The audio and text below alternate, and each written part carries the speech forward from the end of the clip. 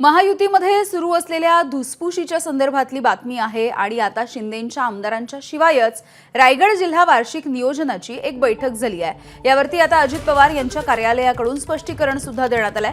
नाशिक आणि रायगड जिल्ह्याला पालकमंत्री नाहीत म्हणून आम्ही केवळ मंत्र्यांना बैठकीसाठी बोलावलं असून रायगडचे मंत्री म्हणून अदिती तटकरे आणि भरत गोगावले यांना निमंत्रण देण्यात आलं होतं, अशी माहिती अजित पवार यांच्या कार्यालयाकडून देण्यात आली आहे। मात्र भरत गोगावले या बैठकीसाठी उपस्थित नव्हते। दरम्यान रायगड जिल्हा वार्षिक नियोजन समितीच्या बैठकीच्या संदर्भात कोणतीही माहिती नसल्याचं आमदार महेंद्र दळवी यांनी म्हटलंय। आम्हाला तिन्ही आमदारांना किंवा रायगडच्या कुठल्याही आमदाराला याचं निमंत्रण नव्हतं, पण आम्ही बघितलं तर अदिती तटकरे ज्या मंत्री आहेत त्या मीटिंगला त्या उपस्थितीमध्ये होत्या आणि शासकीय अधिकारी सगळे डीपी वगैरे उपस्थित होते। मी आता माहिती घेताना कळलं असं की दादांच्या उपस्थितीमध्ये जिल्हा नियोजनची आढावा बैठक झाली।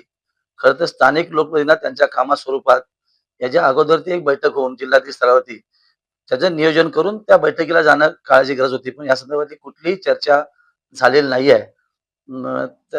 आणि त्याच्यामुळे आम्हाला असं वाटतं की आम्हाला त्या याच्यात डावललं असं दिसतंय। एबीपी माझा, उघडा डोळे बघा नीट।